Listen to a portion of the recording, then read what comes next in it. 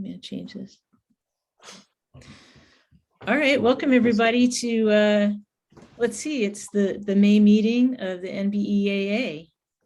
And we have a new look to go with the new logo from the Electric Vehicle Auto Association. So before we get too far in, does anybody have any technical issues or concerns? Are we all set? Great. So let's see if we can advance the screen. We started the recording. So our agenda today is basically we kind of set up the month of May to update you on a new website and provide you with some information on new stats. We'll see how far in we can get on the stats. I didn't get everything done on that. Our usual agenda, introductions, chapter business, etc., will move down the line. So introductions, who are you and how do you get around? And if you're willing, I thought it might be fun to say what we've spotted lately, because there's some new stuff kind of driving around. And let's see, this is the part where I think Jerry looks at his second computer to see who's here. Yeah, exactly. David Heacock, you joined first. Please introduce yourself. Oh, hi, I'm Dave Heacock. I live in Fairfield.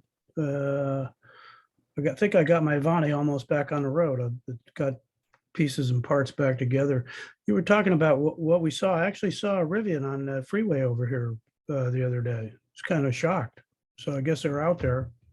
Yeah. We had talked about pickups, and I guess Rivian is bringing Amazon and Ford down and all that's kind of malarkey, but I think it might be a really good investment buy right now. The price is way down. So it seems like everybody loves the truck, but it was pretty amazing seeing it on the road. So I don't know. I'd like to drive one, but I don't think I can afford one. And I'm going to stop sharing because I think it is kind of fun to see everybody's faces real quick, and I'll reshare in a second.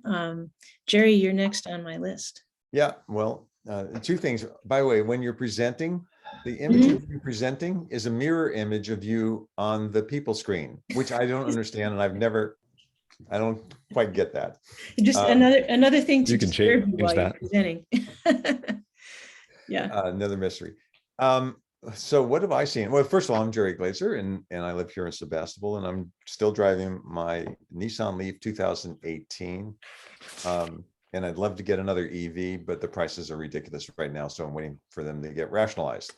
Yeah. And I just finished a 4-week trip around the country in my other vehicle, the 1951 Cessna 170, and stopped in 17 different airports in 17 different cities along the way to get gas and actually, for those of us with gray hair, to pee.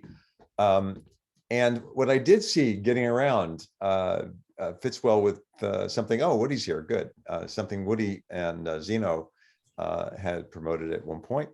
I saw a bunch of scooters, electric scooters around. Bird, Spin, and then recently in a trip to San Francisco, a whole bunch more electric bikes from maybe 3 or 4 different companies, including Lyft. And so this whole concept in Pittsburgh, it was interesting to see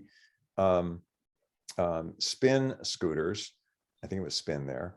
And I'm going through a neighborhood up in the Hill District, and there's scooters sitting on a sidewalk because somebody took it home and they just leave it on the sidewalk, and the next person picks it up or somebody else comes around and gets it or whatever else. So that's what I've been seeing. A lot of personal transportation, very personal. Mm.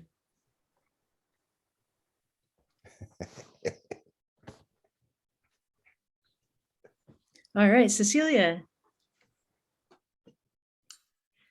Hello, I'm Cecilia.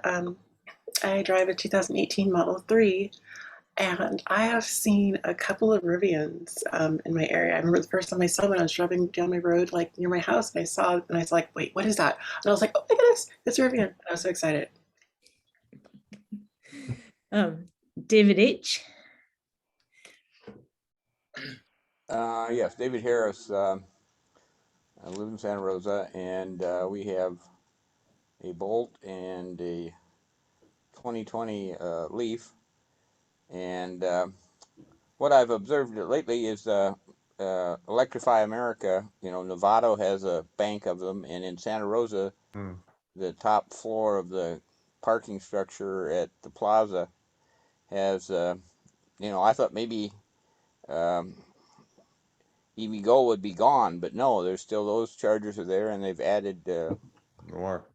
yeah, what are there? There's six or eight chargers of Electrify, and when I went up there, you know, there were two VWs, the ID4s there, so Hmm. uh, there's good, and I'm seeing other VWs when I'm driving here in Santa Rosa, so they're showing up. I think they said they were going to make 800,000 EVs worldwide this year, and that didn't make it to the slide deck. So thanks for that, David. Caleb? So I live kind of in the car mecca, so I see Rivians constantly. Also, their headquarters is in Irvine, so there's a lot of Rivians around here in every color they make. So it's kind of cool to see those. I've also seen at least two production on-road Lucid Airs down here, which is pretty exciting. So that's been kind of a neat one to check out. I see a lot of Porsche Taycans, and I've started seeing their new GT with the wagon, which is like kind of their utility Porsche. So that's pretty common down here. I drive a 2015 BMW i3 still, and it's meeting my needs pretty well. So, but yeah, I also went to the ACT Expo last week Oh, you and saw did? lots of things that some of them weren't really production, but I did see GM's Bright Drop, which is GM's offering for a commercial van, and that, you know, they have those out on FedEx routes, things like that. So that was kind of neat to see one of those up close. It's kind of a nice little van that they put together. One of the things I should have mentioned, Caleb, when you said you're seeing everything there, on my trip around the country, I saw lots of charge stations on the East Coast. I saw no EVs. I saw one Tesla. Yeah. I mean, practically none. Yeah. They have a lot of capacity. Yeah, they do. And- I would also note that since the last meeting, I spent a couple weeks in Italy, and despite their everything there is old, they have adopted the EV thought process to some degree, but because it's such a tight city, every EV I saw was miniature. So they had, you know, Renault Twizzys, which is like these little four-wheeled two-seaters. There were a lot of Fiat 500Es of the new version that didn't quite make it to the US. So there's a ton of those there. So that was kind of neat to see as well. And can you tell us what the ACT Expo is? So the ACT Expo is basically it's Advanced Clean Tech Expo, and it is historically a kind of a alt fuel expo and convention. So there's a lot of discussions historically about CNG vehicles and some hydrogen. And now the show is completely turned around and it's dominated by electric vehicles. There's still a lot of hydrogen because there's some fuel cell stuff. And there's occasionally like a booth here and there of CNG stuff because it is still alive and well. But the the majority of the displays now are EV. And what was interesting is I think the first show I ever went to, there might have been a charge station, maybe an EVSE in a booth with another vehicle or something like that. This year, I went around and every major DC fast charge company had a large booth, was displaying their infrastructure. There were lots of, say, fleet services companies that are setting up, how do you adopt EVs? Some microgrid organizations that can come in and, set something up for you, things that you wouldn't have seen 5 years ago. And so it was really interesting to see the change in the show. I haven't been for a couple of years, and to go back and see that, infrastructure for these, for EV especially is showing in a big way at the event. I have like one slide on one device, so maybe we can ask you again to talk about some of the extra devices that aren't covered at that point. Yeah, that'd Sure. be great. Brad. Yeah, hi, I'm Brad Morrison. I live in Santa Rosa. I recently saw a Rivian on Mendocino Avenue as I was waiting for the bus, if I can remember correctly. I did a double take, but yeah, that was about the only Rivian I've seen in Santa Rosa, where I, thanks to Woody Hastings' help, learned that we use about 80 million gallons of gasoline annually in the 46 gas stations in Santa Rosa. I was doing a little research on that this week. And I still drive a 2004 Honda Civic Hybrid. Great, thank you. Zeno? Yeah, Xander Schweiting, I live in Sebastopol. I kind of noticed in this company, I don't have an eye for cars, so I don't really see a car except under the label car. I cannot spot all these new models because I've never been interested in cars. And I'm here mainly for like policy issues because I'm not a tinkerer with stuff. So I have a Honda Insight, and it's quite old. And this is bicycle month, so I ride my bicycle as much as possible to the store, to the recreational. I see a lot of e-bikes on the bike trail. And following up on Gary was saying, our Sebastopol Climate Action Group got approached by Bird to start a project here in town, maybe a pilot or something else, bringing the scooters and e-bikes to town. And after some questions and thinking it through, we decided to recommend to the city council not to have the scooters part because we felt that was I don't know, not completely safe in the kind of pavement we have here in town. But to try to get them do a pilot with e-bikes in town. So that's kind of what we're looking forward to if that works out with Bird and with us. Otherwise, we probably look out for some other company that can do that. That's interesting. Thank you. Woody? Good morning. Good morning, all. Woody Hastings here. So I still drive our 2013 Chevy Volt with a V as in Victor. And I've gathered, I didn't hear the initial question, but I've sort of figured it out. I really don't get out and about that much. So it's, I haven't seen, and I don't get far beyond Sebastopol or maybe Santa Rosa either. Anyway, bottom line, I haven't seen, if you're talking about like what have we seen out on the road, is that like the question? I can't say that I've seen anything. I haven't seen Rivians, and I do sort of pay attention all the time. And there, as we all know, tons of Teslas around, right? But no, I haven't noticed.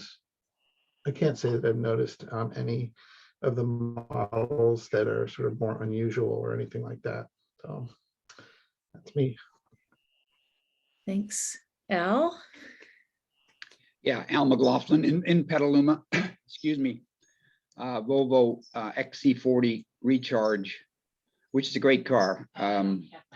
Got a neighbor with a Rivian. He's had it about a month and loves it. He works in an electric company in the city, and he's got a lot of 150s, the new electric Ford on order, and they're gonna change the entire fleet of 120 cars to electric Wow. because they're in the electric business. I mean, so it's a twofer, if you will. At least he says that's what they're going to do.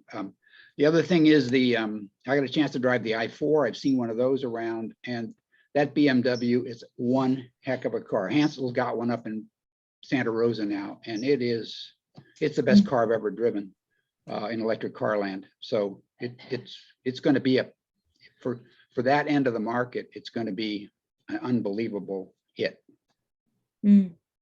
That's interesting. Bernie? Yeah, okay, Bernie Dolan, and I live up north of Sebastopol. We call it Trenton, but and I got my 3, and we got the Leaf still there. It's pretty much standards for a long time, and I don't like Zeno. I don't recognize other types. I recognize Teslas, and that's about it. On Leafs, I guess, but all the new electrics, I don't recognize them, so I wouldn't. I'm sure I've seen some, but I just didn't know it. Thanks, Marcus. Good to see you again. Good to see you too. Yeah, Marcus Duffy. I'm still driving the Cadillac ELR, which is a Voltec-based plug-in. I got my plug-in Chrysler still. Also, I got a Alante project. My aunt gave me her Alante, a Cadillac Alante from the 80s. I want to do a conversion on that eventually, so that's my next goal. And as far as what I've seen out there, I was really excited the other day to see an Ioniq 5 on the road, the Hyundai, and I think that's a very attractive car. To me, it looks a lot like the old Audi Quattro from the 80s. It's a very, very nice car. I'd like to test drive that. And also, I've got a little Razor scooter electric that I've been picking up my daughter from the bus stop from, and we have a blast on that. Oh, good. Great. Well, that leaves me, and I'd noticed just one Rivian going up and down 116. So that's why I asked you all, what have you spotted? The headlights are pretty iconic, I would say, because they have the 2 oval. Well, I don't know how to describe those vertical ovals. And so once you start seeing it, you can't stop seeing it, I guess you could say. So, it's interesting that we started out with different electric cars that had a really different look and feel so that they were very differentiated. But now there's this kind of blending that's happening where you have to start staring at tailpipes to understand whether or not you're looking at an electric car or not. It kind of started out that way with Kia Souls, but now I think, these Ioniq 5s, they have every different version of an engine, right? So we're getting to that time when there's more choice maybe, but not much availability still. And then also they're kind of similar. I also am really curious to start seeing some of the smaller mobility type vehicles. I have never seen, one of the Arcimoto FPVs around here. I looked it up this morning and saw that they were 17,500 right now. Wow. And I don't know if anyone can help me, but there's another like kind of tiny mobility car called a Microline or something like that, Microlina. And it has kind of a front refrigerator door.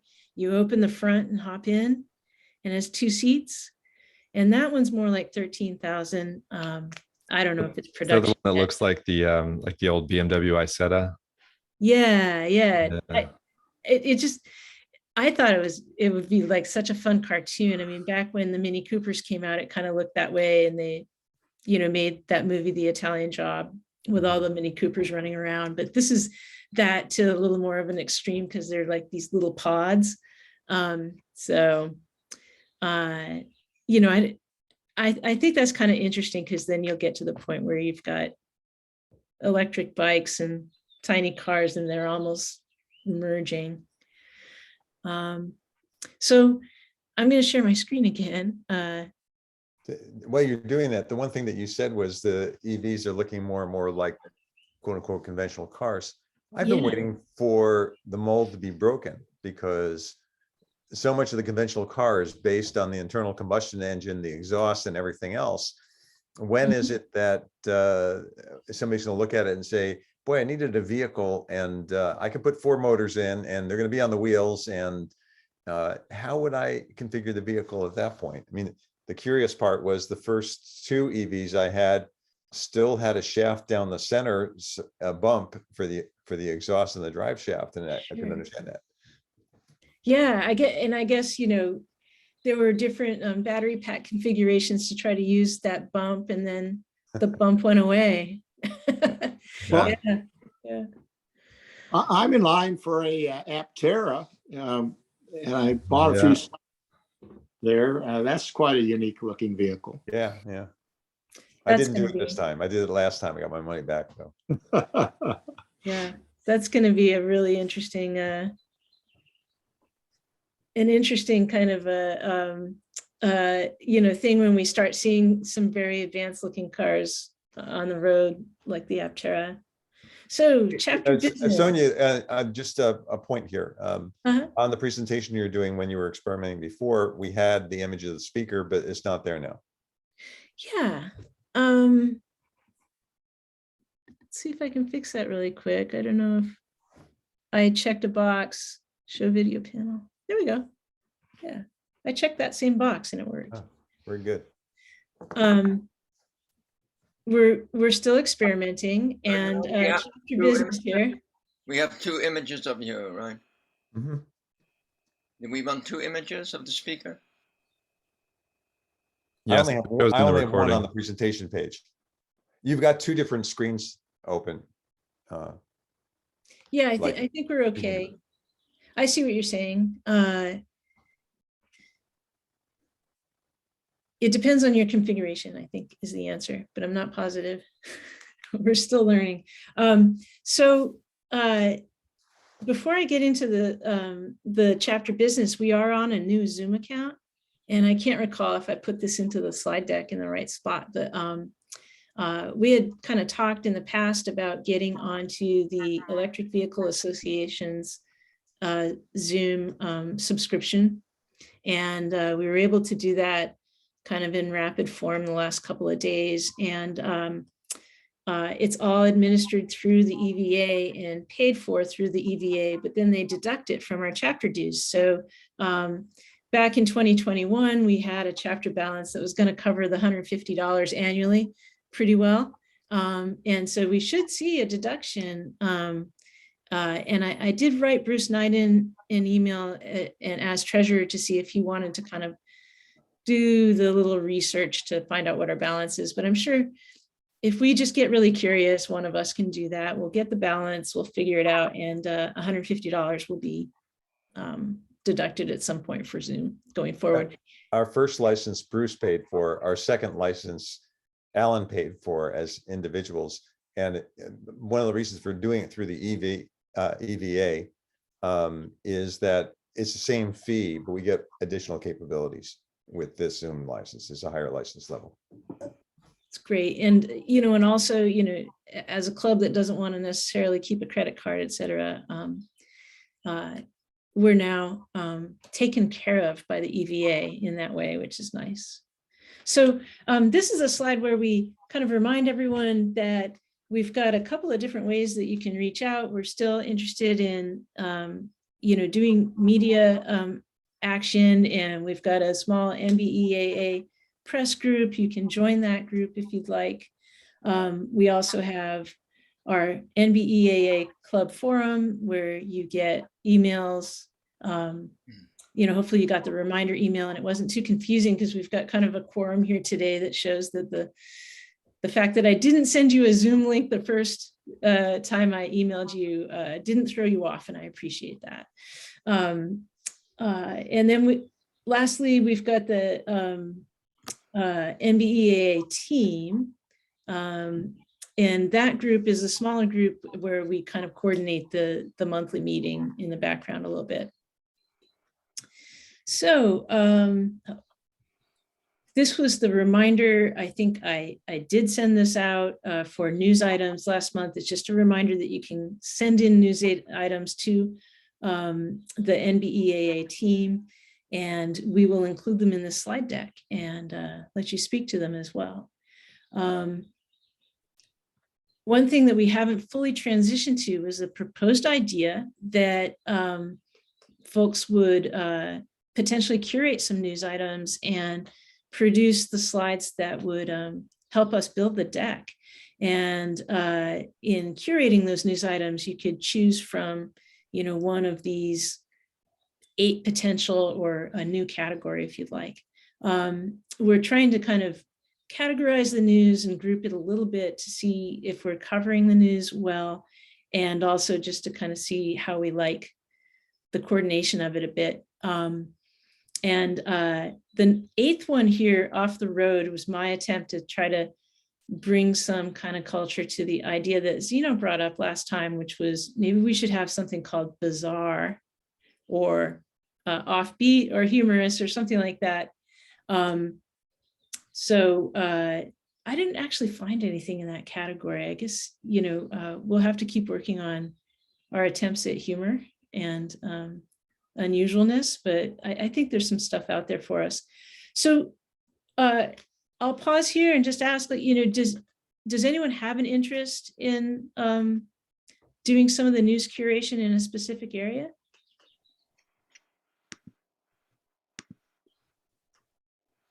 Because right now it's been kind of working the way it has worked in the past, although we're not getting that much news coming in from folks, even by email. And, I'm open to hearing that like the barrier might be just kind of the technology, not much interest in the actual slide deck presentation part, or the barrier might be a little around, the focus, your area of focus is not necessarily in curating news, and you'd like us to kind of focus in other areas. So, it's. So I would be certainly interested in helping out in some way, but somebody kind of on the leadership team needs to kind of set direction and goals and a way for me to fit in. Okay. Yeah.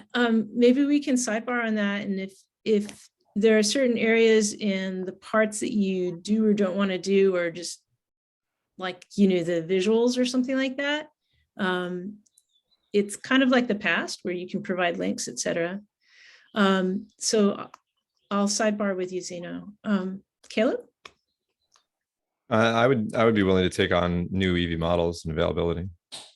I do that awesome. anyway. Yeah, it would be really fun to get that perspective from you, Caleb, because I think where you are and what you do gives you a little more insight. Yeah. And I'm interested in energy and climate as well as batteries. And Okay. one of the other things, and it's not on here, maybe it's not the e-mobility, but the other thing I've been doing is I'm now involved with the Metropolitan Transit Commission, and there's a bunch of things that are interesting there to bring to the club as far as transportation in general, and we don't have it like a general transportation topic. General transportation. Yeah, let's just You like transit? Well, it could be transit, but if you stop and think about it, this is a electric vehicle association now. So it's vehicles, but having been an EV driver for a long time, I still believe that I'm not a good citizen because I'm driving an EV instead of, carrying a big heavy thing around with me all the time when I'm just trying to get from point A to point B. I keep thinking I should be doing this a different way. Yeah, this is shaping up, because if Caleb, you were doing new EV models, and Jerry, you were doing kind of energy and batteries, and I don't know if you're also volunteering for general transit or general transportation.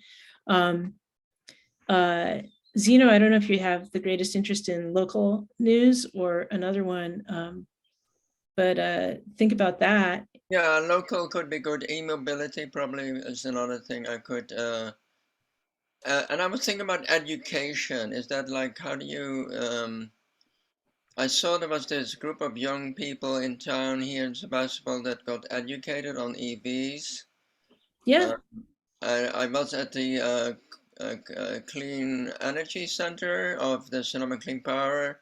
They have a little demonstration model there of how EVs work that they take around. So there's some education happening in the area.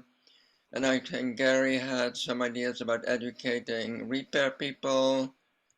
So there could be a category education that may have some overlap with other things, but still would bring out certain kind of goals. Well, that would be good. And I could add education as well as general transportation, and that would mean we might have 10 categories. let's see. I've got David with his hand up too. I had an interesting conversation with my sister the other day, and she's looking at installing solar, but there just seems to be so many assets or aspects of the whole thing now. And I'm wondering, more and more, there's an integration of the vehicles themselves into your home and your solar and batteries. And I'm not sure I'm capable of discussing all that, but a lot more of the vehicles now are really acting as a battery supply and integrated into the home.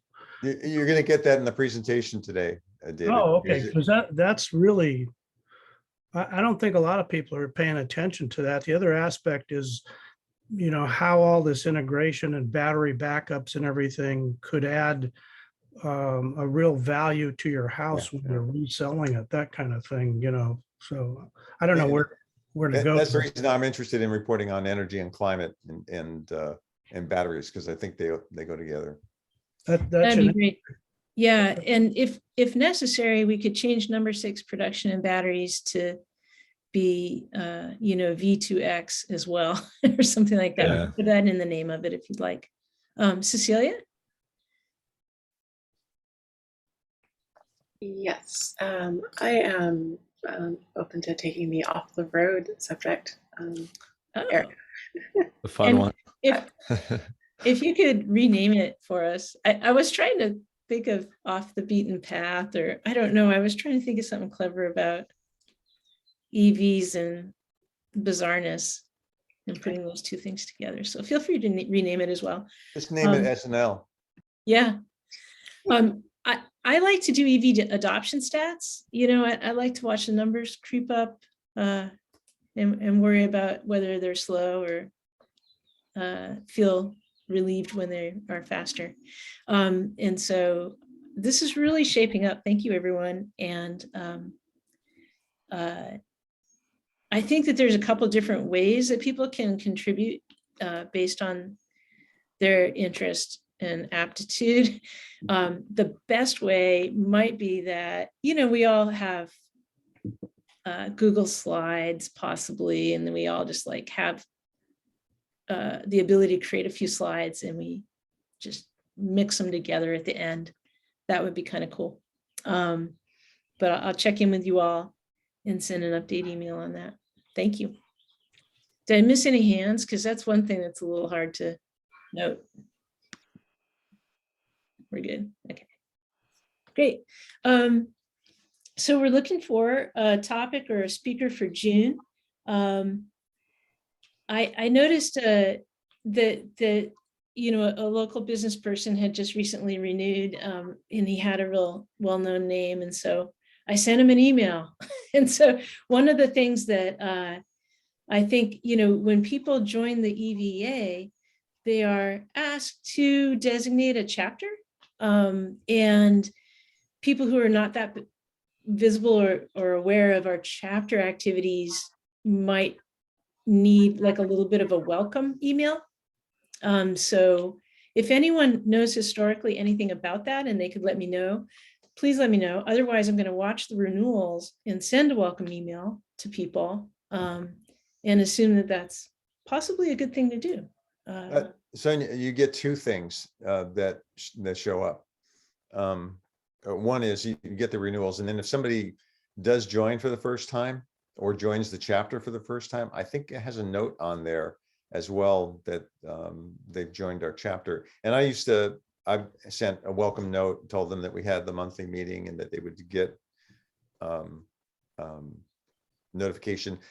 Also get a lot of requests, and you and I and Lowell and whoever else is on team, we get notified. I think it's team. I get notified whenever somebody wants to join the email group, which is the one that gets the notification for the meeting. So even if you don't belong to EVA, you can belong to the NBEAA. Great, yeah.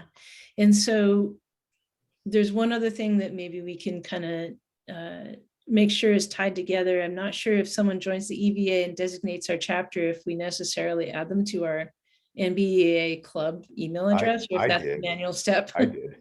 Oh, you do. Nice. This is something that we're getting from Jerry for free as president emeritus. So that's awesome. And because of your trip, Jerry, you know, I don't know if people are noticing, but we're not like fully coordinated here, but things have gone along super anyway. So onward and upward. So I did this in advance of the slide. So I think we're all in good shape. I didn't mention NBEAA discuss. And that I've found kind of interesting, because it's good to kind of bring up either interim topics that, you know, that might not be worthy of a full meeting discussion, but also anything that's super timely. Like if you learn, because we are doing a little bit more around events or things like that, if you learn that there's something going on and you'd like people to know, this is a good spot to drop an email. It's also the place to ask questions if you want help from other people. Absolutely. So, and I am kind of curious about all the people who are buying EVs new, who need a little bit of extra assistance in that area. Hybrid update. David Heacock and I started a conversation about COVID here. We don't have John Parmerly on the meeting right now. We have been watching the COVID rates and thinking that we might, you know, want to talk and build a consensus about what is a safe level. There are a couple of ways to look at this. It's, you know, our group opinion and consensus. It's also our host's opinion, and you know, and so where Brian and John Parmerly are our hosts at Thunderstruck, we need to kind of, you know, coordinate that with them as well. I read recently that the director at the UCSF hospital kind of recommends that you watch for below 10 per 100,000 before you go out to eat in a restaurant and spend time indoors with a mask off. That's his feeling. And it seems like a well-informed feeling. And so, you know, the 4 per 100,000 might be something that we could move up a little bit and still feel comfortable, but we have to kind of coordinate that with what the folks at Thunderstruck feel and so forth. So I'm really curious to get moving forward on the equipment procurement, and you know, just try to set ourselves up for the time when we do feel ready to do this. So anytime that we meet and talk about this a month in advance probably sounds too soon. So let's assume we're going to meet on Zoom in June, and you know, maybe if we're lucky, July would be a hybrid meeting opportunity. Before this last little wave, John felt very confident that we'd get there. So, you know, we're all going to get there at some point. One thing on the hybrid from a technology point of view, if anybody has been in a hybrid meeting and felt like this one's really, really good, the MTC now has hybrid meetings, and I'm not very impressed by it, because the people in the room end up on separate computers also. And so it's not like it's really a hybrid. It's, you know, people showed up in the room, but then they all look like individuals in the meeting.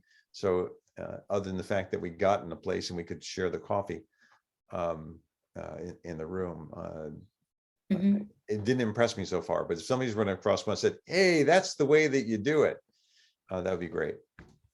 Yeah. Well, Sonoma Clean Power has a room, a conference room that is pretty good. I mean, I don't have a lot of experience with it, but it seems clear on both sides. So, and people don't bring their laptop to be on Zoom. So people must feel confident with this setup. And we could do a little tour there in the back of the store, and one of the people working there could explain it to us. Yeah. I know that in hybrid meetings that I've been in, it's kind of unfortunate when you play to the screen and you don't get to interact with the people in the room, you know. So ideally the videos are unobtrusive and you get to kind of interact with the people in the room and have that connection after all this time of kind of looking at the green dot above your Mac video screen. Well, the MTC meeting was interesting because I showed up in person. And there's 27 people on the council.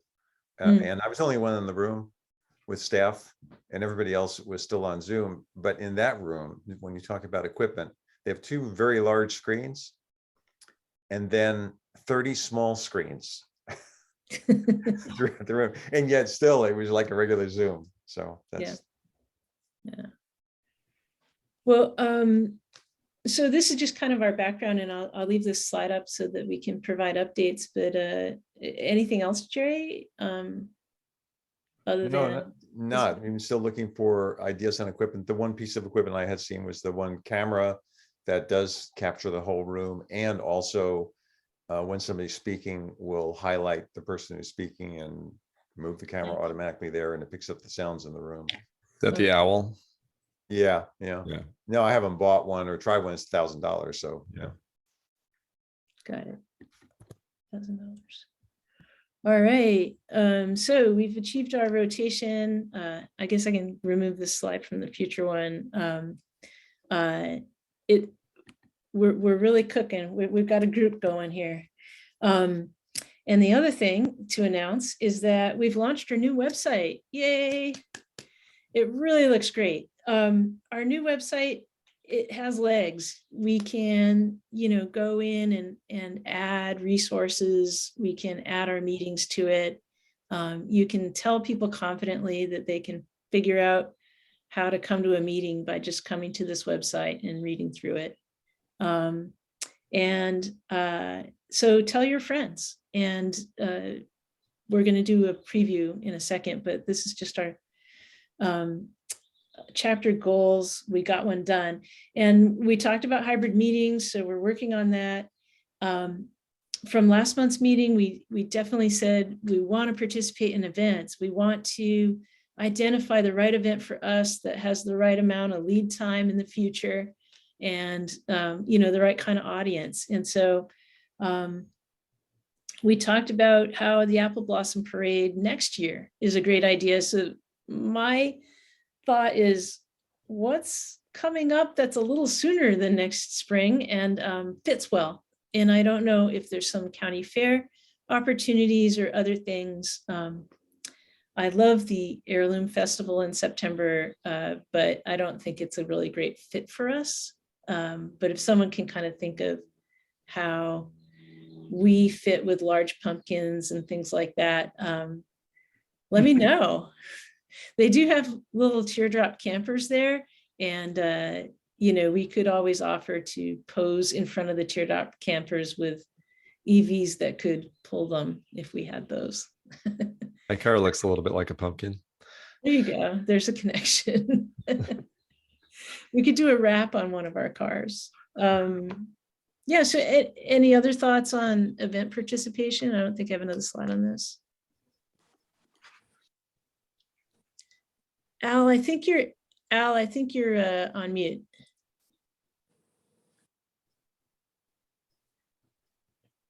Okay. I'm not sure if you're trying to speak to the group. Okay.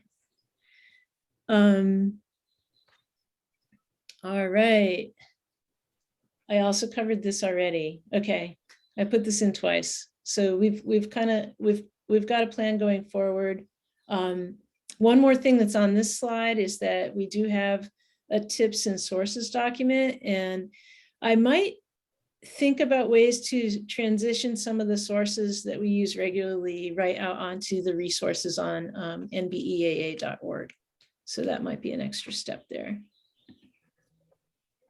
Okay. Yeah, sorry, I'm a little slow here. I think in the past we mentioned cars and coffee. Yes. And that's one of them is in Petaluma, there may be one in Santa Rosa. So that seems to be a show that where people that just love cars come together. I don't think it's like an antique car or anything special. So that could be a way to do something. Yeah, I was kind of waiting for some feedback on that one. I did look up Cars and Coffee since the last meeting, and this is a general car aficionados group where you can bring in your good looking car and talk about cars with other people who have, either classic cars or, unusual cars.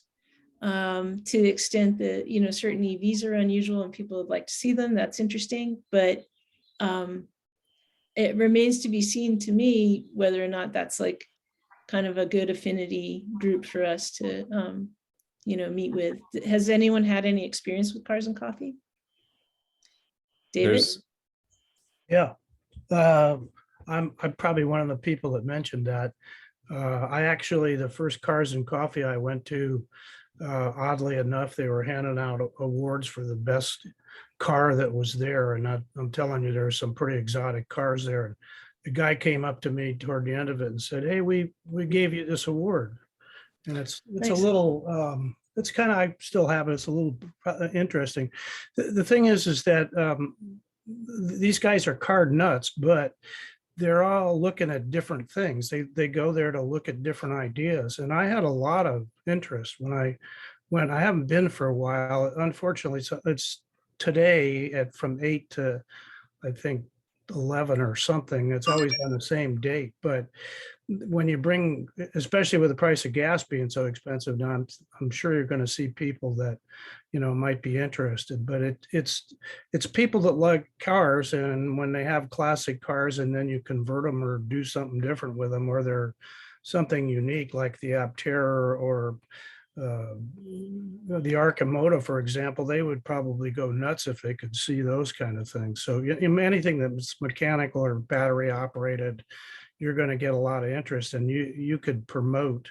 In fact, one of the things I found there was, I think it was ATT or something, had a van that was all equipped with electronics and stuff. And I stopped and talked to those guys for like a half an hour, and they were talking about their electric van with how they operated everything. Was pretty amazing. So I think it's a good place to discuss EVs with people that might be thinking of converting over to electric vehicles.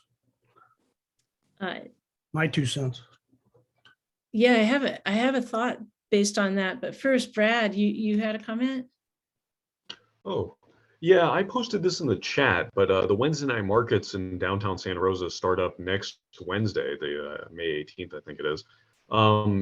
And that goes on, I think, until the middle of September. So it's quite a regular event that draws thousands and thousands of people downtown. I mean, I'd be willing to help out at a booth if the NBEAA wanted to help or host. That's a great idea as well. I know we have those tall flags too. And so there might be something that we could do that'd be visual if they allow for vendors to kind of set up, or affinity groups. Caleb? So there's a Cars and Coffee down. It's called South OC Cars and Coffee, and they're actually sponsored by Polestar. So Polestar brings in a couple cars every week, and although most of the cars there, it draws in like 2,000 or 3,000 cars every Saturday, and there's starting to be more things like Porsche Taycans and the new Audi e-tron GT and things like that are showing at the event. And my experience has been that it doesn't matter if it's a Ferrari driver or someone coming in like an old Fiat. It's like everybody's really open, and I think the whole mentality around Cars and Coffee is they're all just there to share stories and see cool cars, and they're really open. They're not sticking their nose up at EVs or the lesser vehicles when they're, when you get there. It's like it is a really open space. And I know I've had several conversations that I feel like have given me an opportunity to educate somebody who's probably a more of a petrol head than someone who's interested in EVs, and then, giving them an opportunity to look at it a little differently. So that would be my advocacy for going to a Cars and Coffee. Thank you. Yeah. Zeno? Yeah, so if you want to have another bizarre suggestion, participate in a side event in Santa Rosa and Roseland when they're coming up again. A sanctioned sideshow. No, the side event. You know about the side event? Well, I was thinking of sideshows, and I was thinking some are sanctions and some are not. Right, right. So it requires our most adventurous members here. Okay. Yeah, let's keep it in mind. So yeah, just going back to what David was saying about cars and coffee, I appreciate everyone's feedback, because I can kind of picture if we have an unusual or hard to get EV, and we kind of pair that with a more common EV and bring a couple cars over to Cars and Coffee, I could kind of see the value. I guess as a 2019 Model 3 driver, I thought, who wants to see my car? It's pretty common at this point, but let's see if we can't create a small group and think about Cars and Coffee or the Wednesday night markets. I see them as being pretty similar. And one of the things that we all said was that we want to be able to say something to people that has like a clear message. And now that we have our website together, I think the clear message is, we exist. We talk about some interesting things, and you can find us on our website. And that's pretty simple, as well as the conversations that we'd have at the time. So are we good on that topic? Cool. So just a quick update. We had a vote last month and decided to sign the Congress letter to the county. Woody, do you have any news for us on this? So I do. I can report that we got response from Supervisor Susan Gorin that don't worry. It was kind of like a brief, don't worry, this is in the works. Then we got a follow-up from Supervisor Corsi, giving us a little bit more. Supervisor Corsi was the only one that spoke up in response to the letter, and our handful of folks that commented in person or verbally at the meeting. And he responded, and he pointed to, well, he followed up after he made some supportive comments. He followed up with an email to us and pointed to a July 12th meeting where they are planning to discuss it. And the good news, I guess, just from that letter perspective, because the letter, just so anyone who doesn't know, the letter that we sent to the Board of Supervisors was asking them to please do not include a county-wide prohibition on new gas stations. Don't tie that to your general plan update. They're doing a massive 20-year general plan update, and that's a huge cumbersome process, and it would delay what should be a relatively quickly easy policy action. And so our request was, please don't link it to that. Keep it as a separate item that you will take up on your council agenda or on your supervisor agenda at some point. They basically agreed to that. I mean, that's what Corsi said. We've talked to staff, and they've said, yeah, we're not gonna do that. So that decision will be made fully clear, and they will. My understanding is they're actually talking about trying to get it on the agenda in July, and maybe not at their July 12th meeting, but to get it to talk about when to calendar it at their July 12th meeting. So some lack of clarity on exactly what they're doing, but we continue to hear nothing but sort of rhetorical supportive comments from the supervisors and from the staff, and so we're hopeful that they actually are going in the right direction on that. So that's the most of it, I think. And years in business. So what I just heard was they're planning to have a plan for the plan. That's it. I'll give them this. Look, they are grappling. They are juggling a lot of stuff. It's always the case, but they do need to walk and chew gum at the same time with so many issues, right? And we are cognizant. We don't want stopping new gas stations to get in the way of meeting basic human needs. So we kind of like, okay, if you're dealing with homeless or you're dealing with this and that and the other thing, okay, you got some priorities. So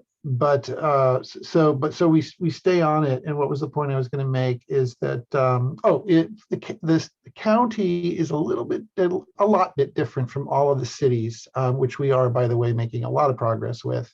Windsor and Cotati are coming up soon for their prohibitions, because of the geographic spread. And you've got folks in remote locations, and you've got arguments about emergency and availability of people to be able to fuel up quick and get the hell out of Dodge if there's a fire coming. So there's arguments like that to put a pump up by accidental, or I doubt that it's going to happen. There's concerns about the coastal areas. Occidental used to have a couple of pumps up there, and they're gone. Folks in Cazadero have emailed me and said, hey, man, we got to drive 25 miles to get gas. So, anyway, so the county has a different geographic consideration. And so it might be something more along the lines of a set of high restrictions that if there's a gas station within X radius, thou shalt not even bother applying to submit a permit. That kind of thing, just to really restrict because right now, some of the proposals, there's 4 in the county proposals for new gas stations. 2 of them, there are more than 10 gas stations within a 5-mile radius. So that's just ludicrous to even think about putting another gas station in a place like that.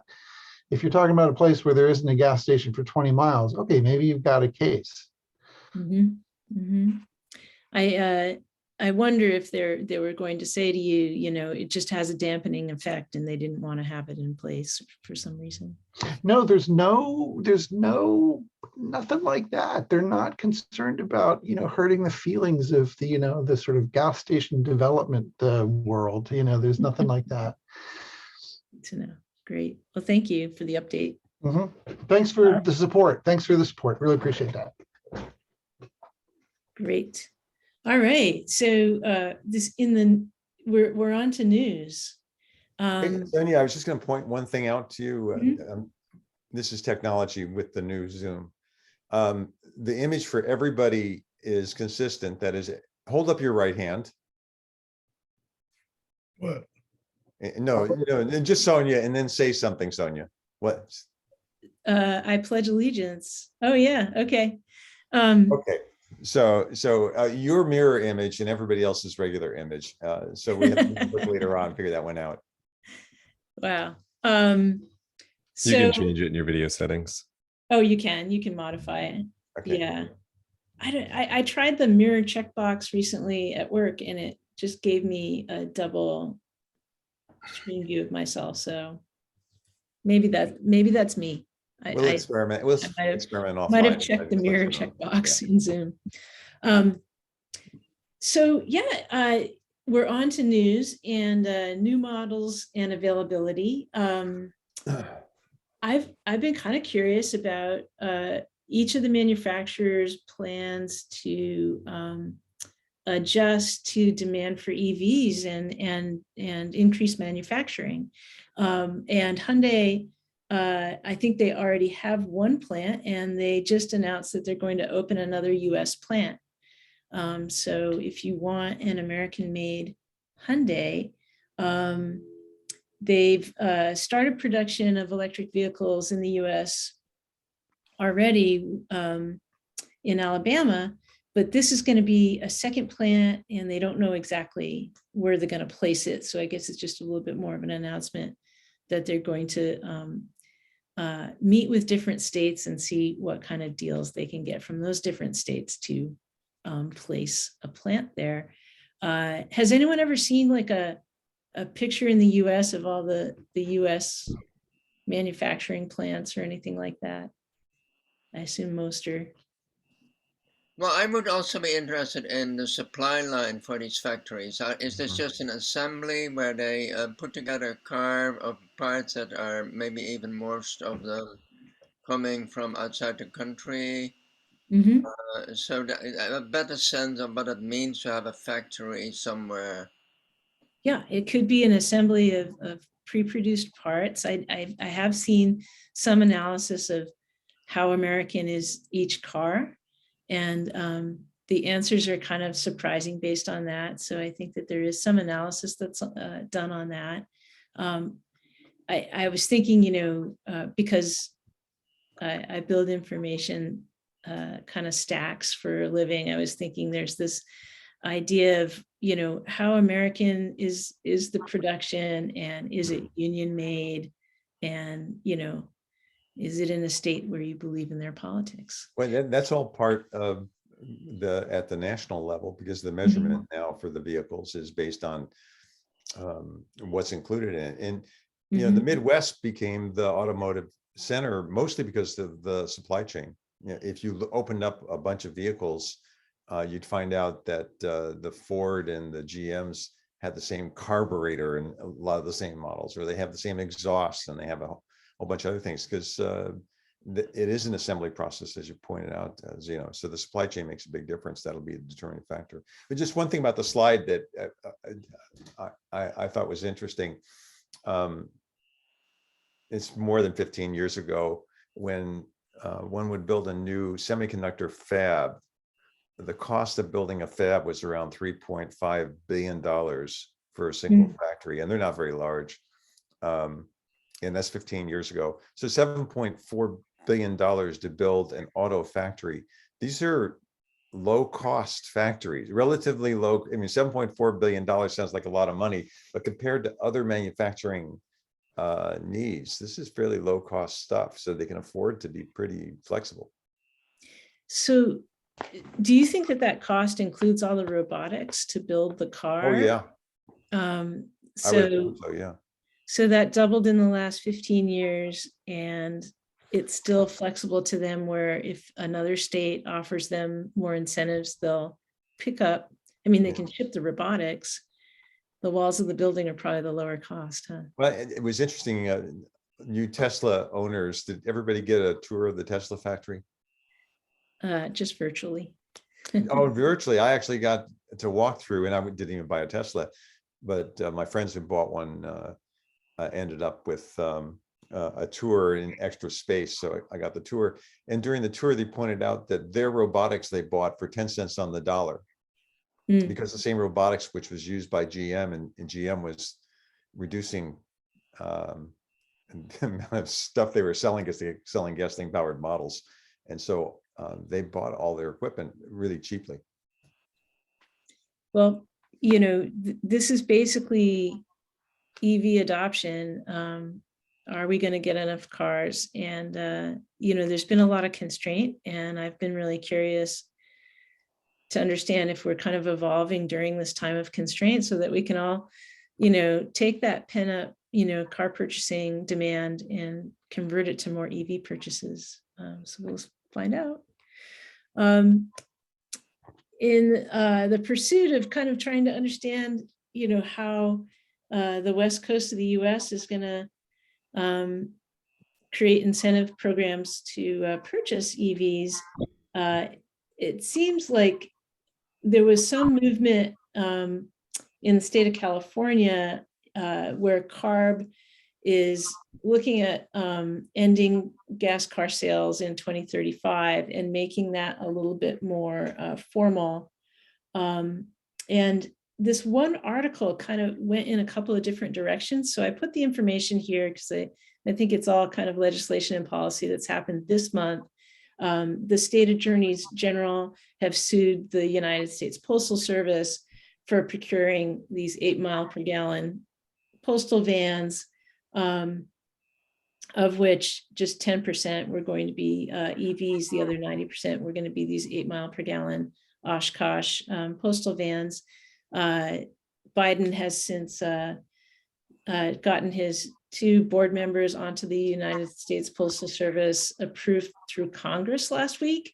And so there was a lot of speculation as to whether or not Louis DeJoy would then get fired by the now mostly Biden-backed Postal Service Board. And as such, all of that might trickle down to a different decision on the Postal Service van. So that's the largest fleet in the US. As the largest fleet in the US, if that becomes, you know, more EV-centric fleet, that could be a very different outcome for us going forward. And then the last point on April 13, CARB released a plan to meet Newsom's goals. So this is kind of the executive order that Newsom made in 2020. They're looking at how are they going to meet that goal, and set up a situation where we get 35% of new vehicle sales by 2026. So what's everyone's guess now? We're at about 12 to 15% perhaps in California. New EVs. But that'll still have us behind the rest of the world, because the projection is by 2027 worldwide, 50% of vehicle sales will be, or sorry, car sales will be electric. Yeah, absolutely. I was looking at Europe versus China versus the US recently, and the US is so far behind Europe that it's clear that we're going to be the delay. Now, as a nation, we might be heavily delayed, but in California and Washington, I would expect us to be able to match Europe. I don't know if that'll be exactly true. Woody?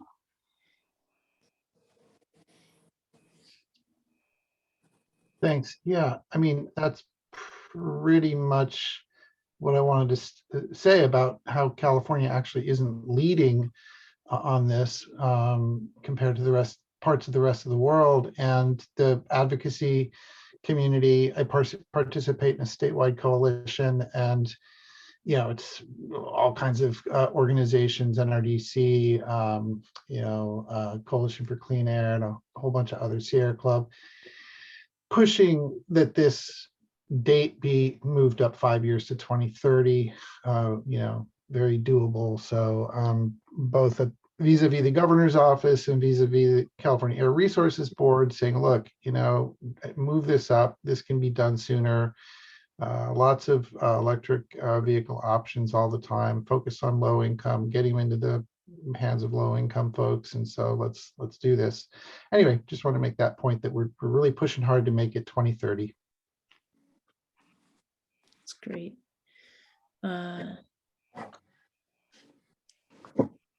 So kind of in that larger context, I don't think this is exactly what we were all talking about, where the US is a bit behind Europe, but this is a global phase-out map that gets updated infrequently, I think, based on different laws, but you can kind of see, might be small on your screen here, the state of Washington and the state of California uniquely called out in the US.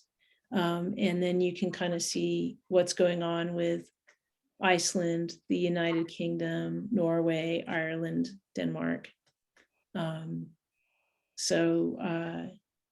Yeah, in terms of where we want to be going, it seems like we would rather be matched to those Northern European targets as a really rich state. There's no reason why we can't do that. Anyone want to comment on this? We're matching Cape Verde, I guess. 2035.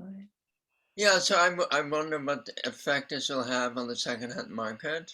Mm-hmm. Because there doesn't seem to be a concerned effort to retire gas cars. And I would advocate like using these subsidies for gas guzzlers and retire them. I mean, the electric car dynamic is now that it doesn't really need subsidies anymore for people that are kind of in the know, but there needs to be a more targeted effort, I feel, to get the high polluting cars off the road, and that is kind of another focus that this program would have. Yeah, like a cash for clunkers kind of program to take the back end of the worst polluting cars out, maybe. So another thing that just happened this month is I guess last month I announced that, Biden's Defense Production Act was put into place to help procure, materials for batteries. And then this month he announced another $3 billion for batteries, but I think it was just basically a carve out of the Infrastructure Act funding. But this is another step that was taken to try to, ease the pain around battery production. Does anyone have any other context on this? I just have a question. Is this for production or is it for R&D? Well, I thought it was for production because the first Defense Production Act measure was just really around being able to kind of remove some barriers to procuring some of the materials, but then he also was announcing this $3 billion battery investment for production inside the United States. So again, being kind of a defense-oriented goal. Yeah. But not too much more. I think it was like one of those one-page Rose Garden announcements, not really a lot of detail yet. Zeno, did you want to speak about the Switch Labs testimonials online?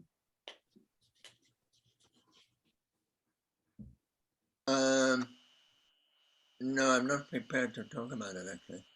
Okay. But you have a slide. Yeah, you sent this one in, and basically, I don't know if people are aware of the Switch Lab. It's based locally, and they produce electric vehicle car kits to bring into high school shops and college shops and things like that, so that students can learn about creating a street legal EV. And there are some video testimonials on their site. So this might be just kind of a news announcement to remind you that there's some information on it and some good work being done there.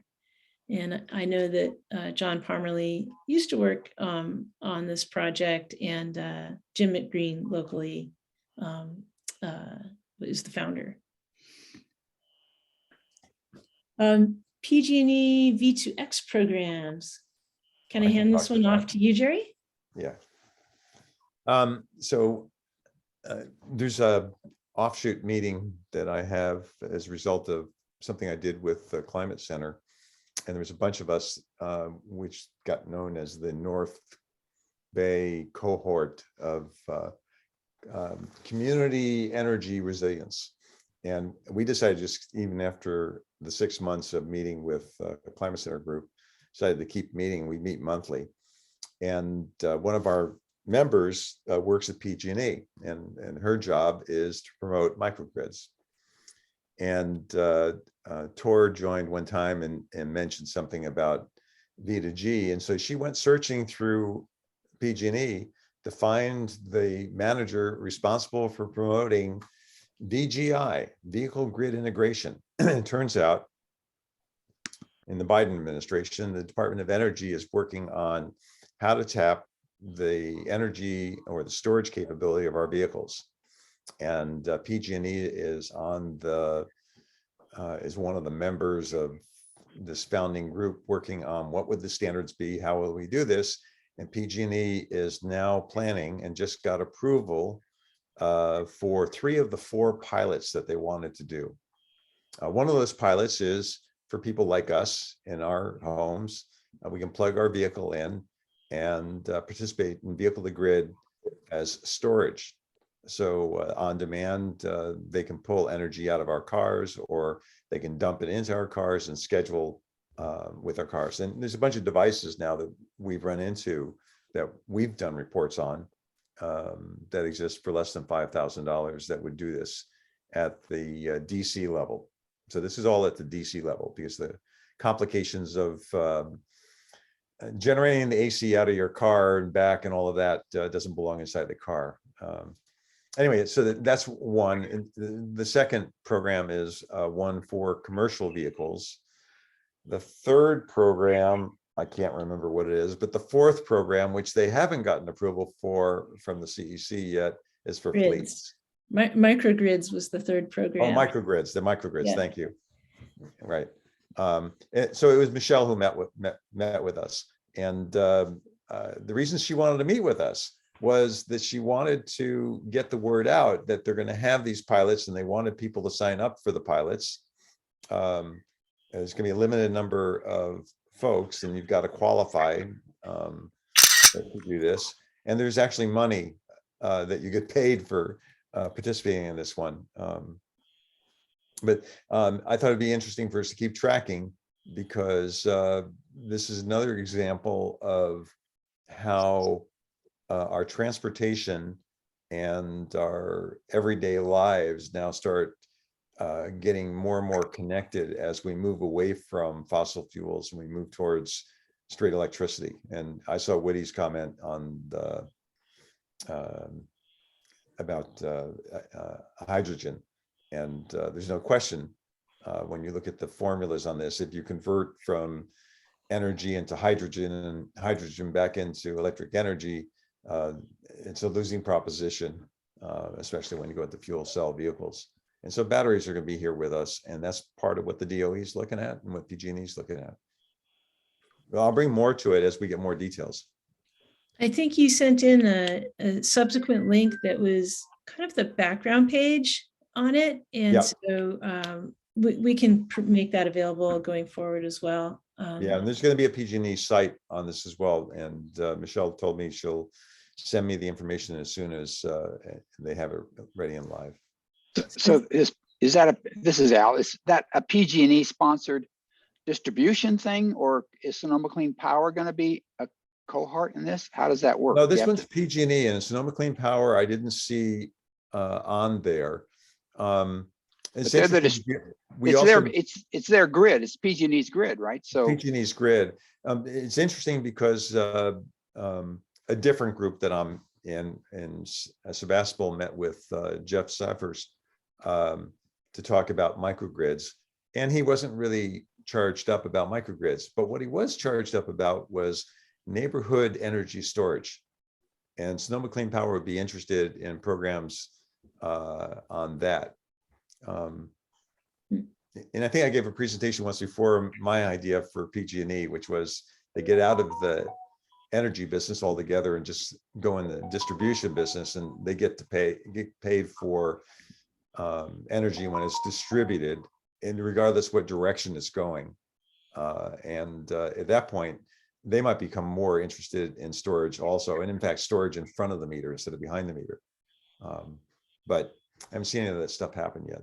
But this is good stuff, because we'll see where this one goes. I think PG&E's two separate companies right now. There's the young company and the old company. And the old company is trying to sustain and do what they did for 50, 75 years.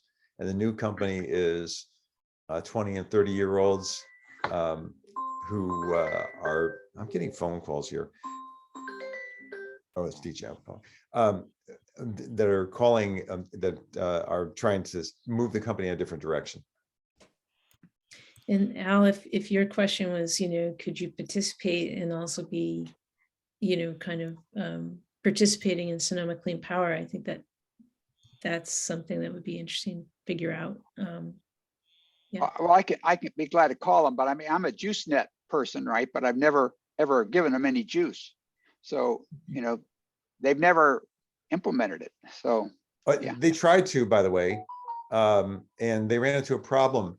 The cars weren't plugged in when they expected the cars to plug in. And by the way, they weren't trying to pull with the first go around with Sonoma Clean Power. What they're trying to do is limit when you got charged, so they could limit the demand. And it wasn't controlling the supply; it was controlling demand to start with. And that's right. So bad, they were questioning it. Yeah, I just want to back up what you're saying there, Jerry. It's true. There was never a plan for that to be a two-way, where Sonoma Clean Power would tap some critical mass of batteries out there. So that's correct. It was just to throttle the demand. That was all. Yeah, it's an information black hole, because they've never contacted me except to give me $5 a month for participating, but they've never sent me anything to say, please plug your car in. That'd be easy to do. Yeah, anyway. Well, this might hopscotch over that. At minimum, it'd be really great to have somebody in the group participating, so we can kind of all get involved in the learning. Love to do it. Yeah, cool. Let's see, what's next? Oh, okay, so this is the one I thought maybe Caleb, I could ask you to speak to. Here's one, this could have been in the off the road segment. This is a new company that is setting up a portable charging hub that could be delivered to a parking lot space near you.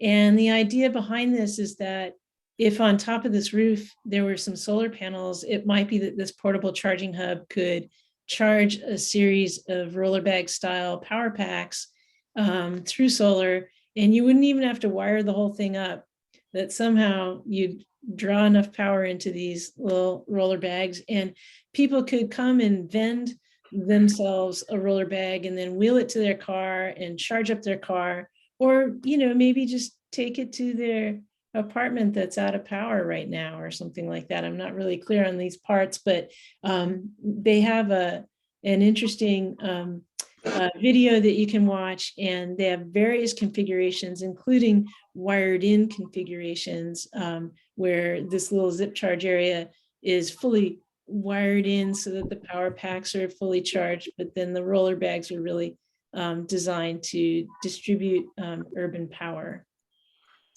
Caleb, do you have any more on this?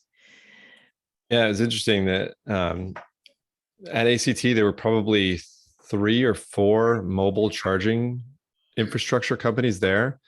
The actual expo is focused mostly on commercial fleets, so it wasn't really designed for like a consumer market. I mean, this one looks like it's designed to be like in a grocery store parking lot.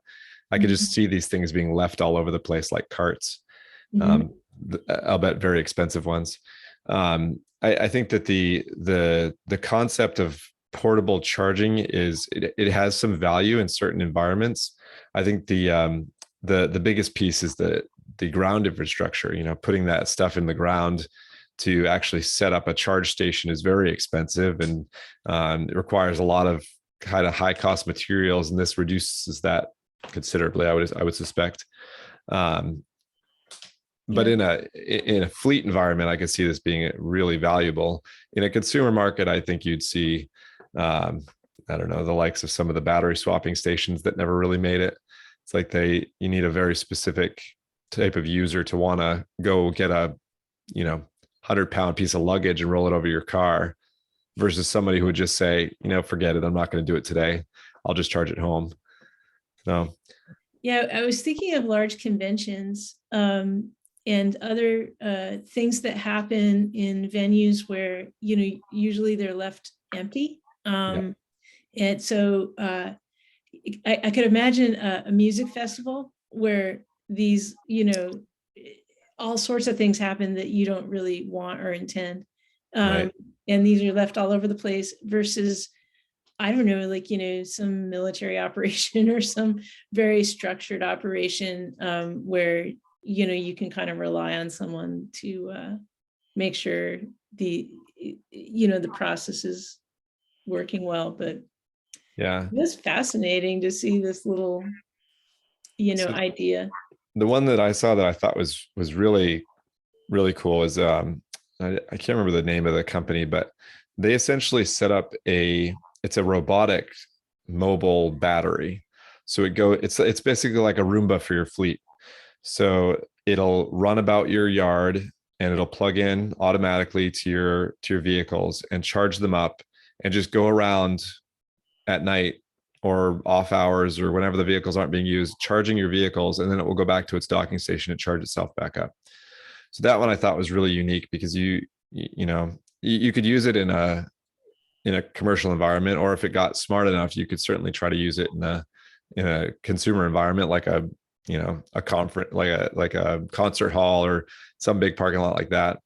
And it's like the technology has a high cost of entry, but if you're utilizing it daily, then it's, it certainly pays off.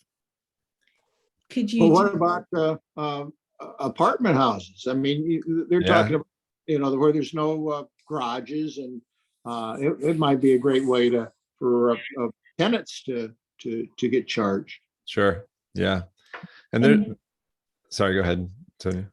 I was just picturing the Roomba as a wireless charging device that just goes under the car and wirelessly charges and then Yeah, goes to the next one. Yeah. that would be cool too. There was a startup in San Francisco that was doing exactly the apartment charging scheme for a little while, and I don't know if they were able to make the economics work, but the intent was exactly that. They would drive around, they'd have these mobile units they could pull out of the back of a truck, drop next to your EV, and charge it up while you're anywhere else. But again, it's like the cost of entry is high, and you really have to make sure the economics work at this point. Cars themselves are mobile, and so sometimes you're solving a problem that doesn't need solving. I'm not sure. Right. Yeah.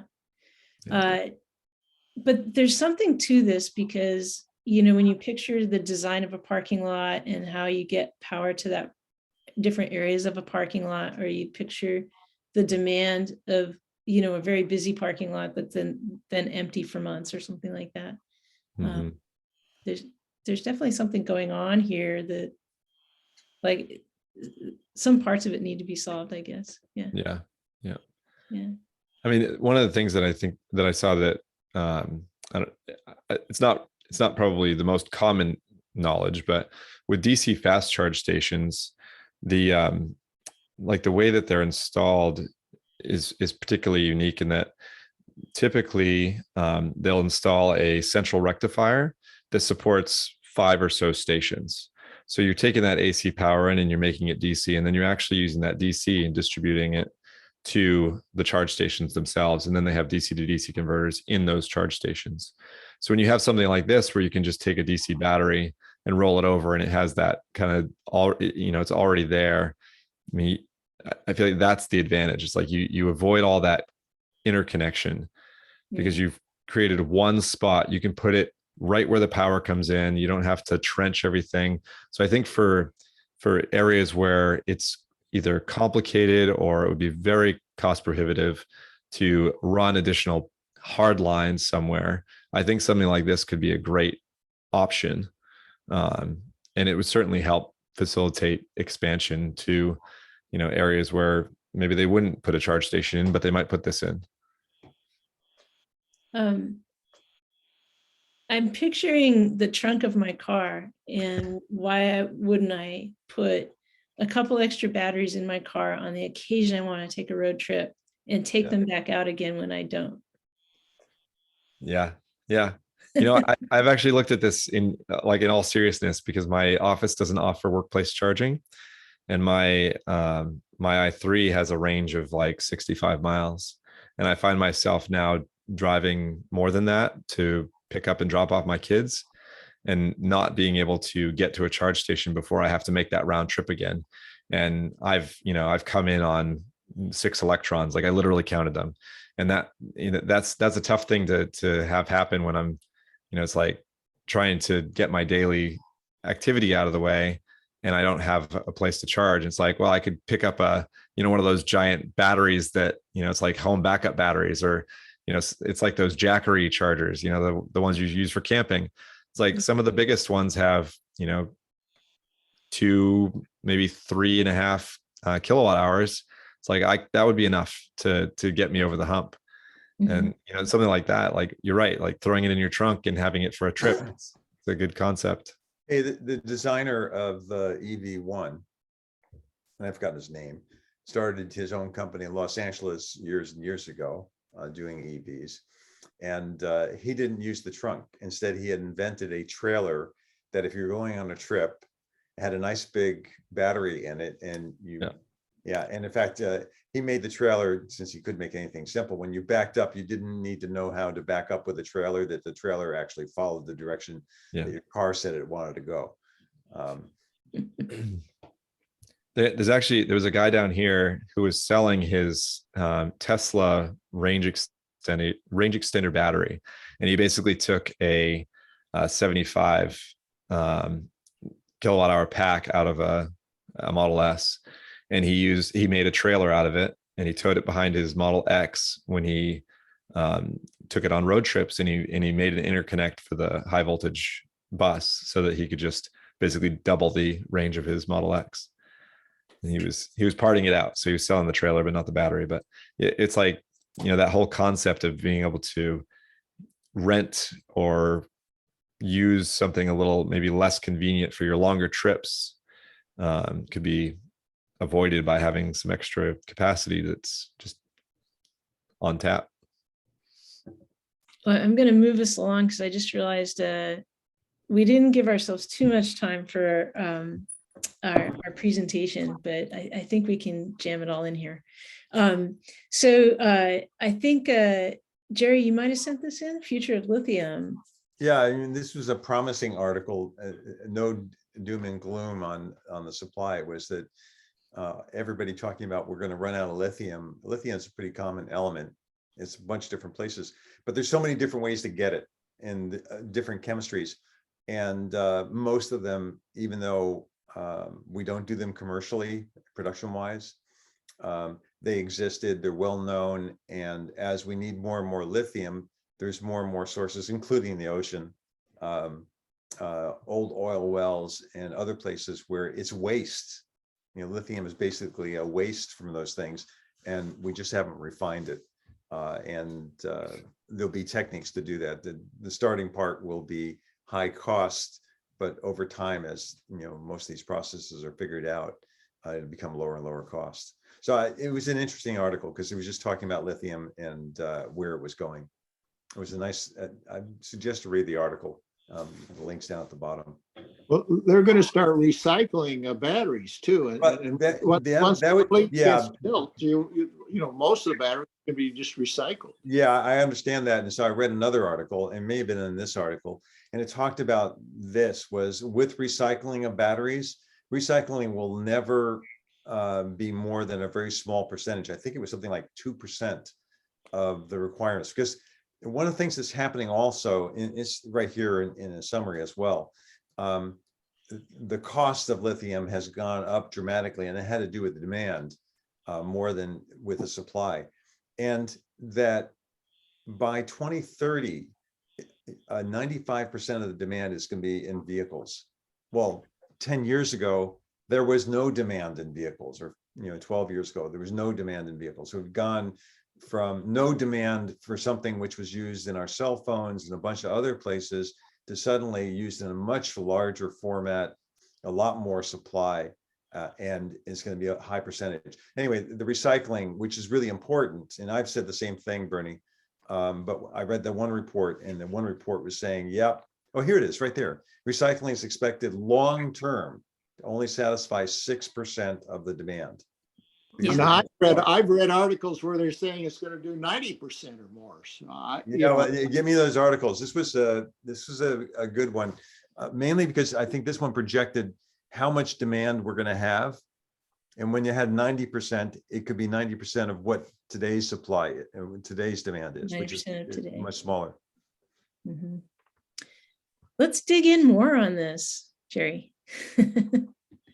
All right.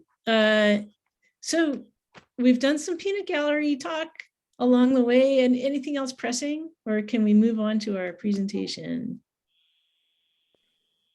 Looks like we're good. All right. So Cecilia, we wanted to do an NBEAA.org tour. Do you want to share your screen, or would you rather I demoed while you spoke? I can share my screen. Great. I'm going to stop sharing.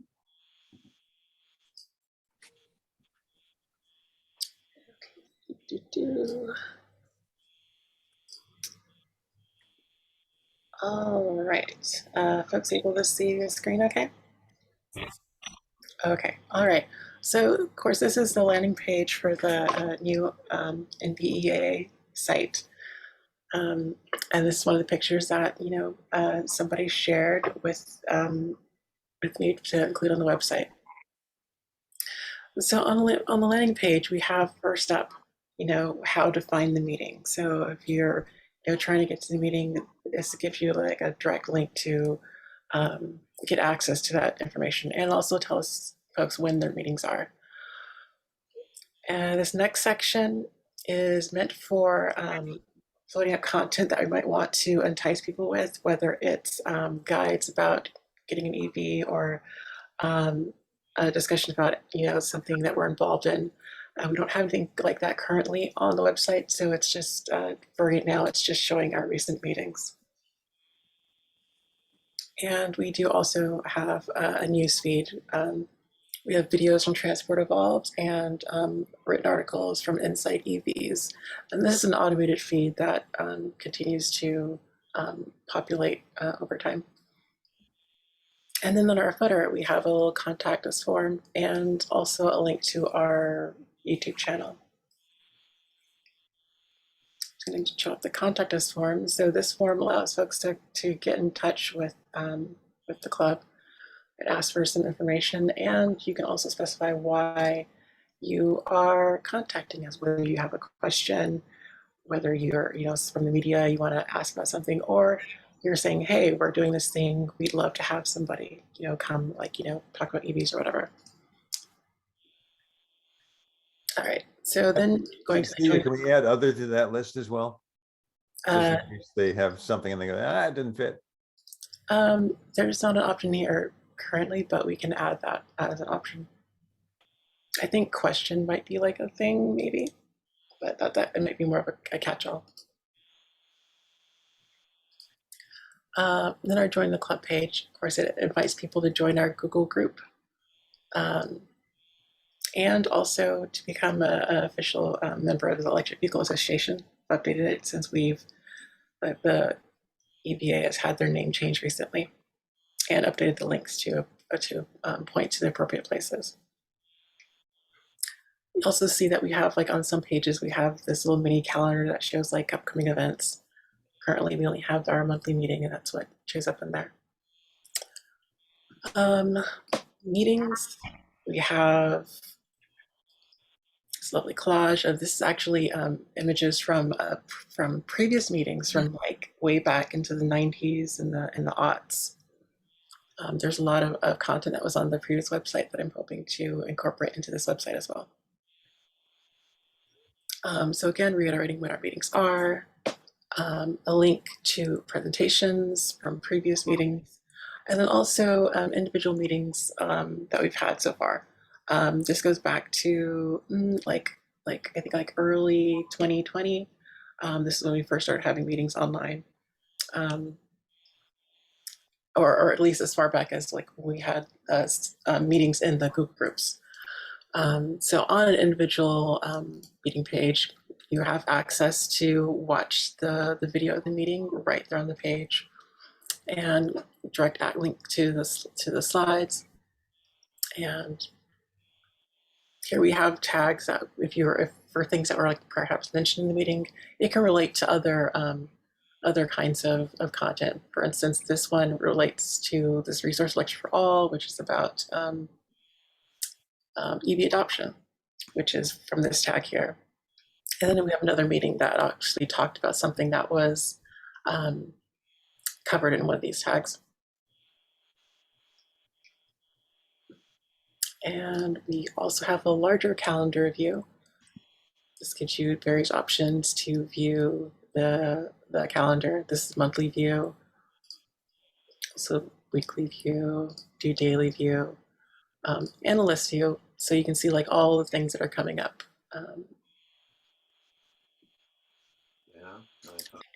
And then our resources page. I'll talk to you. Yeah. We have a list of various different resources. Some of these are, various different things, websites, and that have like some tools or local businesses that might offer services for EVs. And you can filter by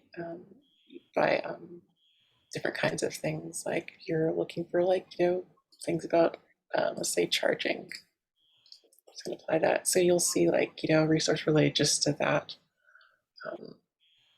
And that is basics of what we have going on right now. There will be more things coming in the future. So when will this be live? This is live now. Because when I type in the URL, I get the old site. Yeah, that is an issue that we're going to work on resolving. But if you type in www.nbeaa.org, you'll get this site. No, I don't. I get the old site.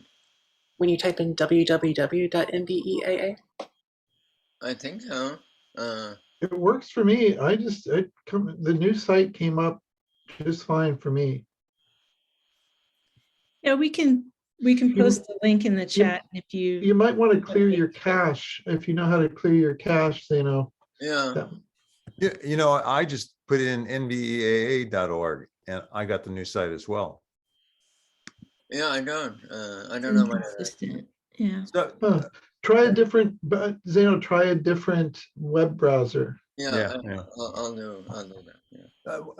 A couple of points on this. One thing, I see it. It's right there. A chapter of. Okay, we're obligated as part of as a chapter of the Electric Vehicle Association to say that we're a chapter of the Electric Vehicle Association. This one says of the Electric Auto Association on the screen. That needs to be fixed. is that in the image, or is that in the chart? Maybe it's in the image. Yeah. We ought to have it at the top, any place. Yeah, that is something I do need to. Yeah, and actually the new emblem, as you pointed out in the presentation, looked pretty cool. Maybe we find a place to put that as well. We put the emblem with a chapter of blah blah blah on that one. On the calendar, if we click on the calendar, does that give us a real life calendar event? And does that include the Zoom link, or can we include the Zoom link? It doesn't currently include the Zoom link. If we do have a stable Zoom link, we can just put it in that event and it could be included there. So how's the calendar updated? Is the calendar updated as part of the web update, or is that's an embedded calendar that comes from Google or something? This is a calendar that lives on the website. It lives on the website. Okay. Yes, there's a single event for our meetings, which is a recurring event, so it's automatically there. Okay. And the reason I asked that question was that from the maintenance point of view, we could update the calendar as part of our activity when we get the Zoom link, put it there, and then people will know. If I can't find it in my email, which is about half of the group most of the time, that Jerry, we have some new ideas on this, and you and I and Cecilia could take them offline. Okay, fine. I think we can standardize and maybe admit members versus using a password. Yeah. And then I love it. Yeah, and then we could be out here. One thing that I noticed is that a lot of what we do and encourage people to gain access around our monthly meetings for the links can kind of come over here. So we have cool links at the end of our monthly meeting lists. Certainly we can keep highlighting things, but I think everyone's going to find it easier to find an active link and click on it from our website going forward. Yeah. Thanks so much, Cecilia. This is a lot of detail work, and it's pretty exciting that it's live. As it's been discussed, there's a couple of little issues around hosting and making sure you're seeing the new site. An incognito mode window is probably going to always give you the new site or a different browser. And also, we're going to solve for some of those hosting issues going forward, right? Does anyone else have any other ideas or requests? my goal is to add some resources related to EV adoption and stats to the resources page, and make it, kind of part of a more dynamic way of looking at things as they change monthly or quarterly. And we'll see how that goes. So I previously had an idea for a meeting, and I don't think we've ever done it. And it also would be good to take the results of the meeting and put it on the site. And that was to have a meeting where we got together and we spent, instead of a presentation, we spent the meeting saying, what is it that you ask when you're shopping for an EV? And we make up that list, and then we can have that on the site as well. What is it that you ask when shopping for an EV? And I don't know where that will go, because obviously different people want different things, but I thought that would be an interesting thing and would be a utility basically for people who come to the site. Like frequently asked questions. Yeah, absolutely. Well, I had one other question about it. So how can people find this, or how can they even know this exists? Well, let's talk about how do you promote a website? One way to promote a website is to make it searchable from Google. And so that's a technology kind of solution, right? We can try to make this searchable when people are looking for EV terms and they happen to be in the North Bay. We're interested maybe in adding terms for different cities and the words electronic vehicles, or electric vehicles. So we can come up with a whole bunch of search keywords and put them into the site. And when people are just searching for common terms, they'll find the site. The other is word of mouth. And the third would be through email promotion and social media promotion. And so when we send our emails out, I will make a note of this. We need some kind of standard footer that says that this exists when we send an NBEAA club, when we send our monthly meeting updates, et cetera. So clearly we don't have our outreach campaign project plan together, but we could have some. If one were to search for sale EV Sonoma County or North Bay, and the club site popped up, or it said EV,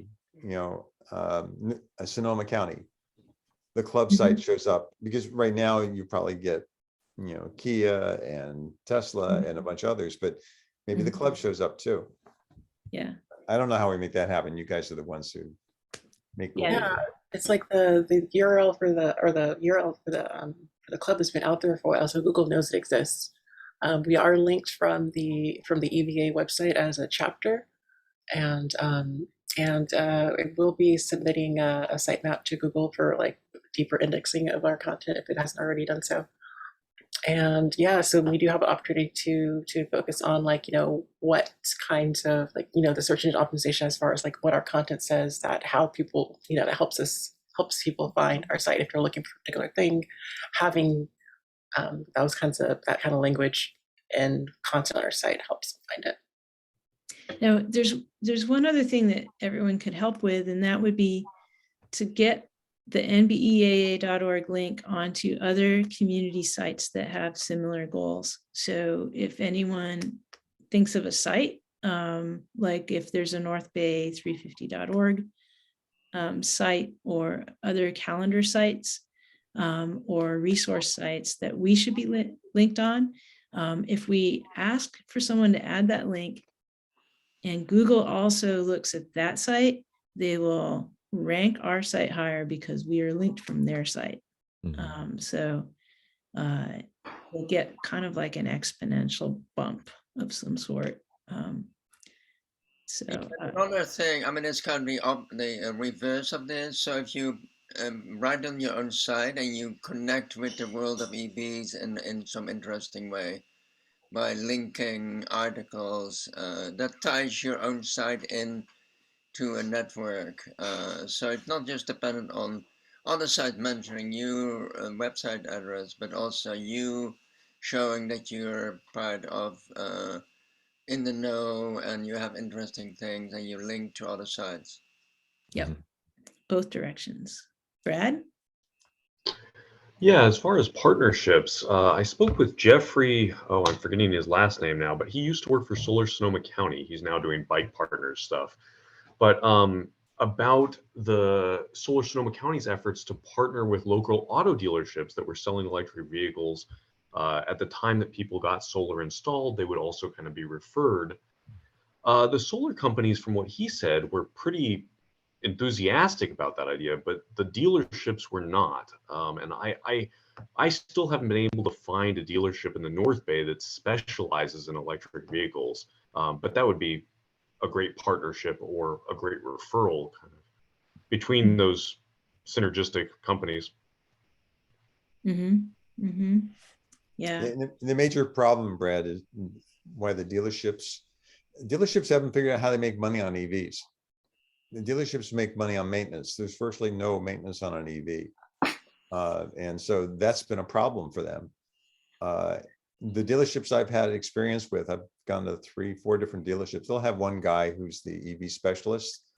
And they do it because they have to sell EVs because the companies that supply them vehicles say you have to sell the EVs, but they don't get any margin on it. Mm-hmm. And there's not enough margin on vehicles. Basically, when they sell them, the dealerships make money on maintenance. They need to be a really good tire shop is what they really need. Yeah. Well, Jerry, you're right, but they really haven't had the selection of electrical cars and the quantity to sell. I mean, that's going to change in about the next 3 years. So it is his point's a good point that over time they're going to want to sell their inventory because they're going to have too much. Well, there's been a lot of discussion in other forums I've been in about what's going to happen to car dealerships, because really there's no profit motive in EVs for them. And so there was discussion as to what business do we give them? I mean, gas stations don't make money on gas. They make money on the beer that they sell, which in California is kind of strange. You can drive to the gas station, pick up your beer, Yeah. Well, Al's point about the stats is a good segue to the very last part of our meeting. I'm not going to make this part a dynamic review, but in the future, I hope to make this more dynamic. Last month, I used the same site, goodcarbadcar.net, to look up how many cars are being sold in the previous month or in year to date. And at that time, I told you all that the Nissan Leaf had a huge surge. It was based on $6 a gallon gas and so forth. And the Nissan Leaf sales were really, those Leafs were available and they were all purchased. And I guess that was like kind of a 1 month clearing of the inventory because I no longer see them at the top of the list anymore. But I do see the Mustang Mach-E. So the Mustang Mach-E, all of a sudden in a month sold 3,805, and year to date they're up to 10,539, and that's through the end of April. And this is a list of I think I sorted this by year to date change. No, I didn't. This is a list of makes and models sorted by percentage change, the percentage change column here. And so we're just looking for kind of blips and trends and not overall. You could look at, overall sales. You could see the Ford F-150 listed at the top, et cetera. This list is also very hard to piece apart a type of car like a Nero that has an EV option within the model, because this is a make and model list. So unfortunately, we don't have all the insight that we would want out of this information, but you can track the Mach-E since it's its own model, and it definitely went up. So last month, Nissan Leaf, this month, Ford Mustang Mach-E, So we're making a little bit of progress on cars. Brad, you had your hand up. I wasn't sure if from the last time. Yeah. Has anyone followed up with, I think Tanya Narenth was the speaker about a year ago from the Regional Climate Protection Agency, who posted that link for the California, was it the Energy Commission or something like that tracked vehicle registrations in both Sonoma County and California as a state, and all the counties. And she said something like, from her data that she saw, it was like 400,000 registered vehicles in Sonoma County and about 10,000 registered electric vehicles. I just don't know if anyone has followed up on that or gotten anything more recent. You know, that's on my list to do. There's some stats on cleanfuelrewards.com. And I think the CVRP stats can be tracked down to the county level. So you can see kind of state level and county level registrations of cars for, the Clean Fuel Rewards, which is the new version of the CVRP. So I'll do a little digging around in that. And in the past, that was the best way to kind of understand what percentage of cars were kind of being purchased that were either plug-in hybrid or EV. So if anyone else has some insight into the way they're looking at stats, just forward that to me, that'd be great. So that's the little stats review. We've got cool links at the end here. You've also got the cool links in the resources section of the new site, as we mentioned. And our next meeting, oh, I didn't change the date on this slide. Our next meeting is actually the second Saturday in June. I think, we can do our best to try to find a presenter or come up with some information that Jerry might have been sitting on. But ultimately, we'll definitely have the news together at that point. We'll come up with something. There's a topic I'd love somebody to cover, and I'm not qualified, but I guess I could dig in. The DC charging for me, and Caleb said something earlier in the meeting that made me realize a piece of it. I'm curious as to how DC charging works in a vehicle. And Caleb mentioned how the stations have DC to DC converters. I always wondered, how do they match the DC level in my vehicle, since vehicles work at different DC levels? And I guess the answer is there's a handshake someplace in there and says, oh, this is what level we're at, give me this voltage. But then inside the vehicles have different capacity for voltages. Now, is that because that's the natural voltage for the vehicle? Is that because that's the size wire that they have? I've got 700 volt, and then what current can I take? I'm really curious as to how DC works, and I haven't seen anything that goes through that. That's be a topic that would be fun for me personally. I don't know if anybody else is interested in it, to have somebody give a talk on. Yeah. Sounds fascinating. Yeah. Huh? Said it sounds a lot like work. Okay, never mind. So it might be that we'd want to cover a little bit more into Cecilia's category, off the road. Yeah. As an antidote. Yeah. I mean, I can put something together because frankly, my current line of work is kind of exactly that. Are you guys actually supplying to vehicles as well, or you're really still in machines? I can't tell you that. It's classified. Okay. You won't tell me? You can't tell me? You're not allowed to tell me? What are you, part of the government? We're still recording. And speaking of which, we're out of time. I'm going to stop the recording and perhaps finish up here. All right. Well, thanks everyone, and we will